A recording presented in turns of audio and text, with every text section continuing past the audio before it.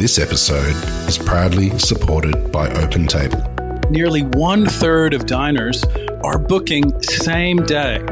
So they're making those decisions on the spot. And 10% are making their bookings within just a few hours. And so it's why it's so important to have booking software like OpenTable, which allows your diners to discover you. And so when restaurants are on platforms like OpenTable, they're much more likely to be discovered. We help diners to connect to restaurants. Ultimately, having technology, using technology, helps you to reattach to those diners. Experience the power of OpenTable.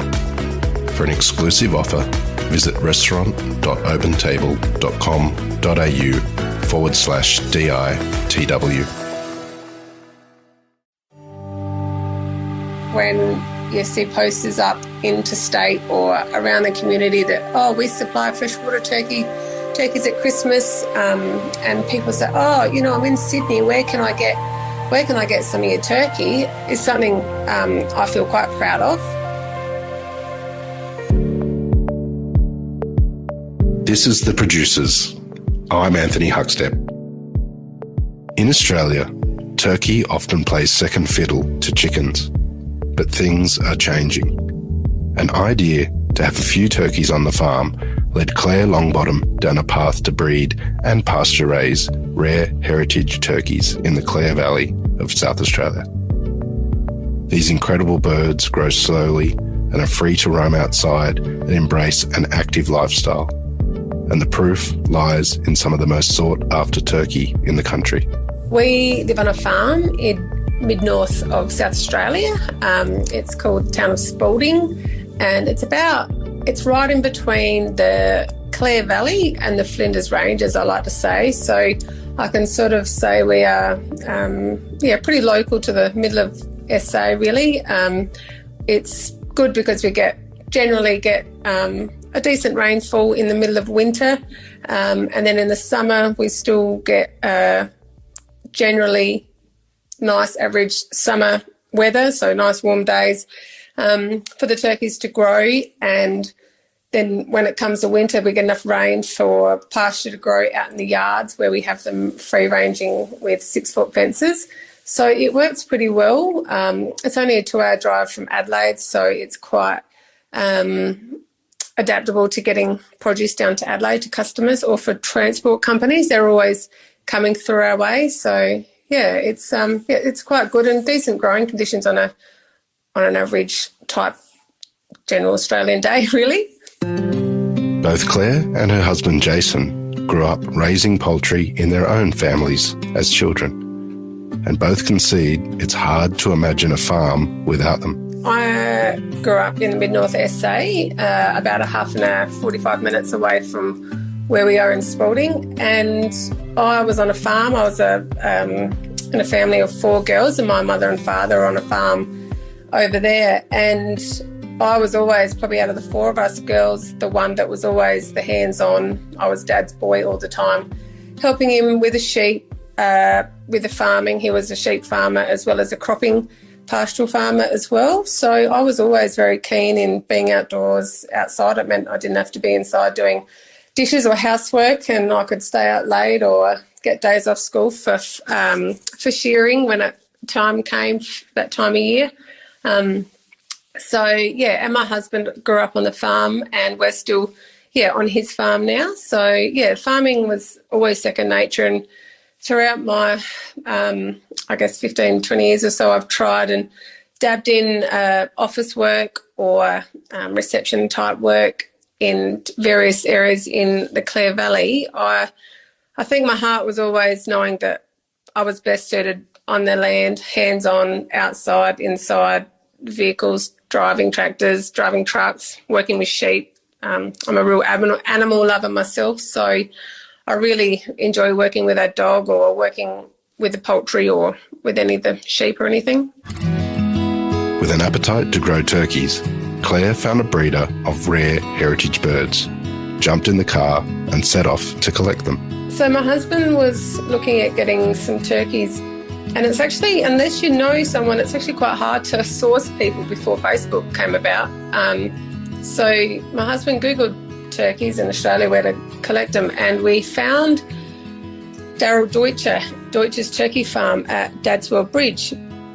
And we contacted him, and that was only about 12 years ago or 10 years ago, and that was sort of at the time where you were a bit sceptical for then who you were talking to on the phone, because you didn't have, the concept of talking to someone that you've just found on the internet. Who would know these days who you'd find when you rang someone. So we got in touch with him, and we went for a drive with the 2 young kids and Jason's mother and father, and we brought home a trailer worth of heritage turkeys.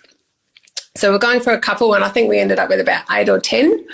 But when you drive 8 hours in the ute, you get what you think you might need, and a few more on top when the wife's not looking, and Jace gets a couple extra more. So we started breeding our own turkeys, and one thing led to another, and then we were helping Deutscher's turkey farm fill contracts, and I sort of always said, look, I want to crawl before I can walk, but I think I've mastered walking onto sprinting at the moment. So I remember our first season, we got some turkeys from a bloke in the Adelaide Hills, and that we found, and this is a big stud turkey and a couple of hens, and we bred naturally 16 young turkeys, and then we got them processed, and a bloke said, you could be able to sell all them, like get them slaughtered. And so we did that, and they all sold like hotcakes. And then we thought, okay, well, let's do this again. And then we started realising that the natural breeding system doesn't work as well as the, I guess, human enforced way of getting turkeys to breed through incubators and hatches and brooder rooms. So the next year we bred another 50, and then every year we seemed to double how many, and then it was 250, and worked out what we were doing worked. But I remember being pregnant, standing up on a ladder, holding the world mesh to make a fence. So we've got turkey yards, and just thinking, what am I doing? I'm pregnant. It's the middle of summer. I shouldn't be standing on a ladder helping build turkey yards, but that's what you do when you marry a farmer. You take the good and the bad and run with it. We started off with the heritage turkey, which is a general turkey, but there's all different colours of turkeys. There's sort of not a turkey breed. It's more like a coloured turkey, and then there's a commercial white. So we breed all the heritage turkeys, and then we also buy in a white commercial turkey from the Ingham's hatchery factory in New South Wales. So, so that's the types of turkeys that we have, and we breed the white commercial into a heritage bird and make a bigger, fatter, plumper heritage turkey, so we're getting more bang for our buck while we breed them. With just 16 birds produced in their first year, Claire relied on friends and family to purchase turkey, but soon they were producing more than they could sell and needed to find a solution. So we started at back gate type thing, really. I had friends and family that wanted to purchase some turkey when they said we've got some turkey rolls. Oh, yeah, well, that will be good. Like, that'll save me having to go anywhere, further down the road or going into Woolworths or Foodland, and we know it's fresh, and we know it's local, and we know there's no additives or preservatives. We know it's all good and fresh and good product. So we did that a bit. Then our butcher, Day's Quality Meats, Mike Day in Clare, he supports us and processes bits and pieces for us. And he started doing a product that we could do, like sausages, schnitzels, packing up wings, and all the drumsticks and breasts and all that sort of fillet meat. And we decided to start selling at a Warrabra producers market in the Southern Flinders Ranges. So we did that for about 3 years until we got to the point where the quantity of product that we were producing every week was more than what we needed to be doing at the markets every Sunday, once a month. And so we had to sort of stop that, because then we were selling product in pallet amount rather than just box amount at the producers market. So it's sort of in 3 or 4 years, like I said, I was walking along like that and killing about 40 a week, to now, 6 years later, killing 200 a week at a time, sometimes 300-400 if they're smaller birds at Christmas time. Turkeys are not the only thing the Longbottoms produce on the farm, and throw in 3 young children, and life on the farm is busy from dawn to dusk. In the middle of our peak season, from any time from November, December, for example, get up, I've got 3 children that are 10, 11 and 7, so it's first thing getting them to school. They live to go to school in the town, so that's only a 5-minute drive to drop them off. Yesterday I had to process over at Kapunda, where we kill our turkeys, about 50 little birds to get taken to Adelaide today. So we caught them. My husband was off feeding turkeys, took them to Kapunda, came home with them, and then I had to help with some sheep work, because it's the time of the year where, there's lots of sheep work. So I was out in the yards helping draft off all the sheep, and then came home and picked the kids up from their grandparents' house in Spalding, and then was out boxing all the turkeys again that evening, to then get up in the morning and take the turkeys in boxes and cartons down to a transport company in Adelaide. So that's just been a small snap of my last 24 hours, and along with taking kids to tennis training in between that, and putting a mum hat on for 5 minutes and then taking it off as soon as I've got it on.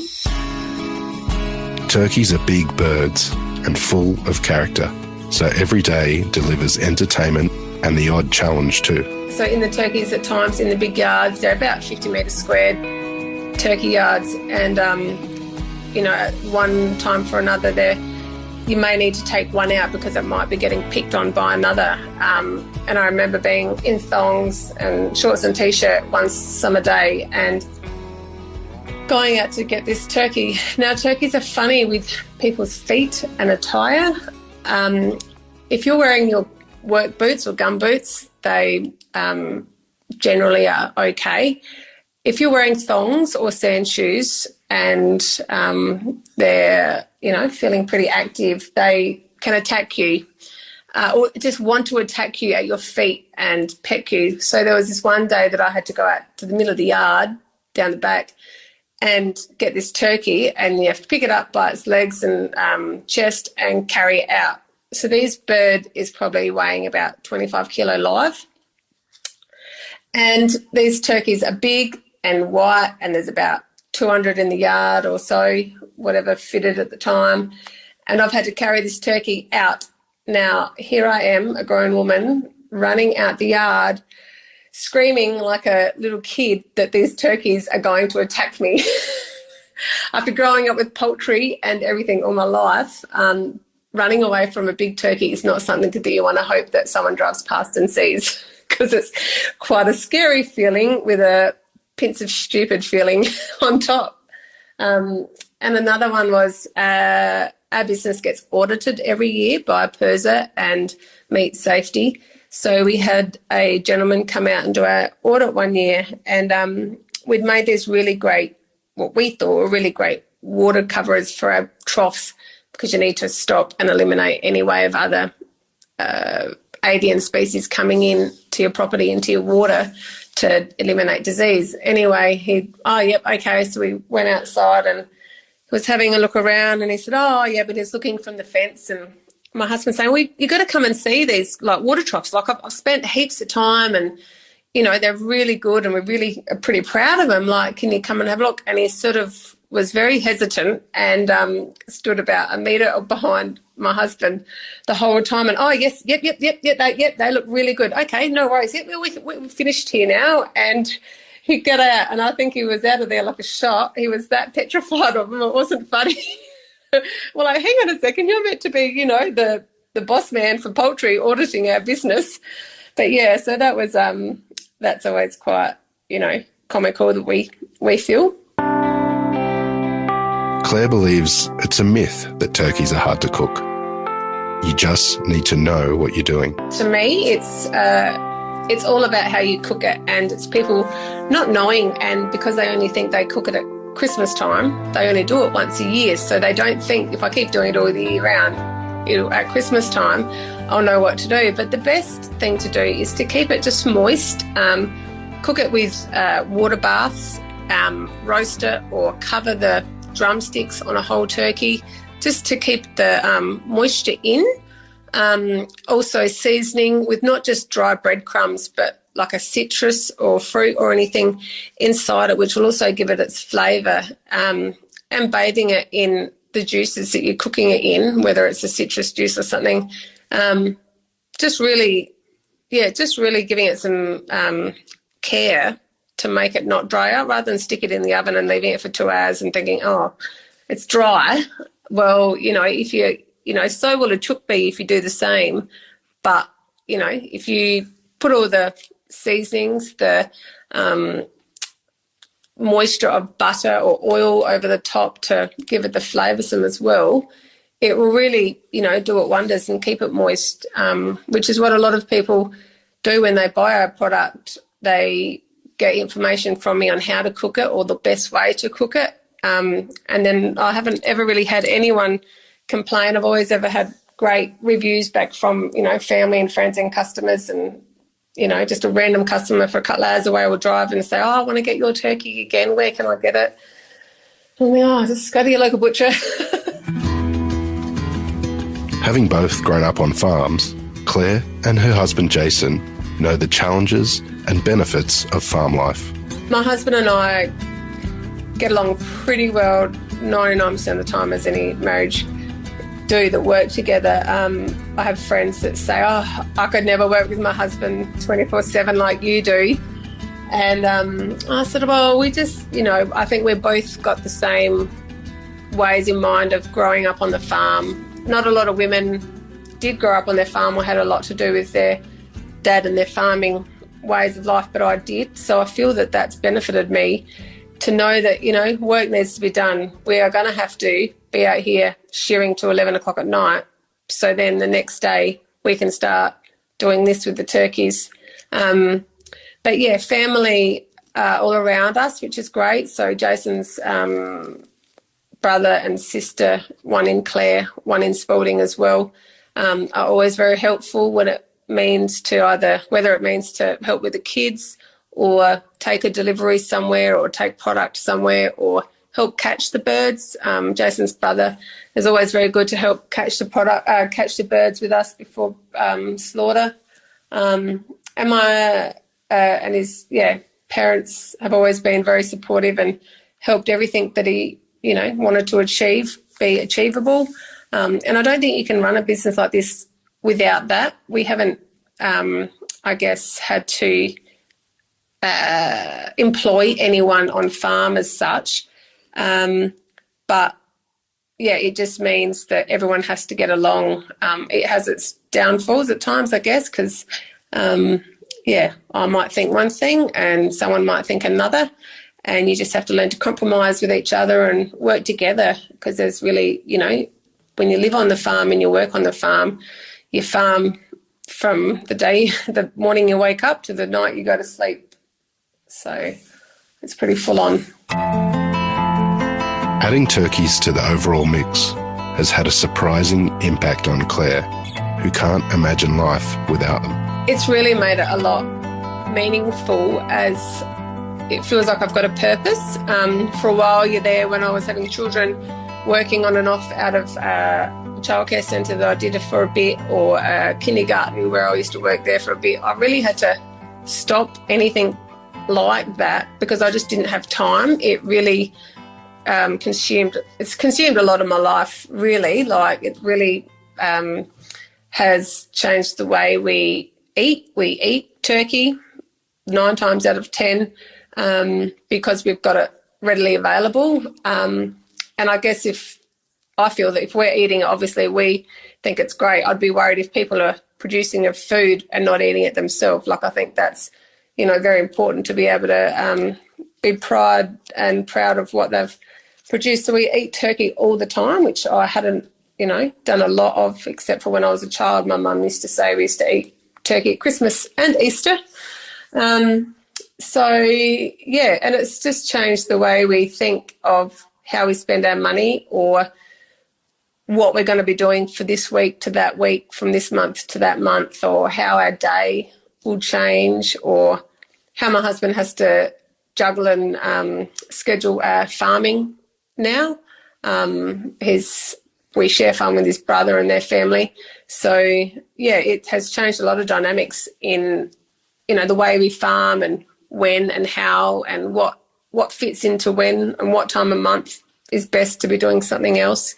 So, yeah, it's changed a lot of things and taught me to learn how to juggle so many things at a time, and taught me that I need to learn how to, be time manageable with everything, along with fitting in the kids as well. The leap of faith in a product that is still small scale in Australia has given Claire great connections in the community and a real belief in backing your instincts. I'm proud of ourselves in the way that our friends and community always will applaud us for taking that leap of diversity and trying something new. A lot of the farmers are all just sheep or cropping or just sheep, and we've really taken out a risk to try something else, try something new, have an extra something to fall on for the farming family if anyone wants to take it on as they grow up. And I'm proud to see our product when you see posters up interstate or around the community that, we supply freshwater turkeys at Christmas, and people say, I'm in Sydney, where can I get some of your turkey? And, to be able to say people on the other side of the country are requesting our product is something I feel quite proud of, and that the work that we've gone into with it being a family owned and grown family business, starting from scratch to making it something that's now Australia-wide, just about is something quite amazing. That when I tell someone, I've just had a customer ring from Melbourne wanting our turkey, they go, oh my goodness, like that's amazing, how exciting. So that's, that then goes, this is pretty cool. I love being outdoors. I love working with the animals, as it means I get to work with my dog. I love my dog. We've got a great border collie who is half a person on farm, but we don't know how we'd do things without her. She helps shift turkeys from pen to pen. I love it that, I don't have to work every single day in an office with four walls and looking at a computer screen and getting tired. And, I enjoy spending time with my husband. There's a lot of people that don't spend a lot of time with their own family or their own husband or wife. And, I'm going to not be able to say, I hardly spent any time with him. Like, I can always be proud and happy and grateful that I got to spend, a lot of working hours and socialising with him with good and bad times. But, that's a really great thing. And I love having something that my children can watch and learn that if you put in the hard work, you will receive the rewards at the end, all going to plan. So, I think it's important that it's good that children are seeing hard work, and if they start young, they'll inherit that in themselves like my husband and I did. Thanks to the Longbottoms, the perceptions of turkey are shifting as consumers not only experience and embrace it with greater knowledge, they're realising the unique eating qualities too.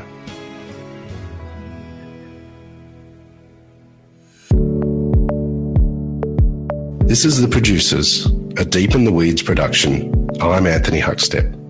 Stay tuned as we share the stories of producers, farmers, makers and growers the true lifeblood of the food industry. Follow us on Instagram at Producers Podcast or email us at producerspodcast@deepintheweeds.com.au.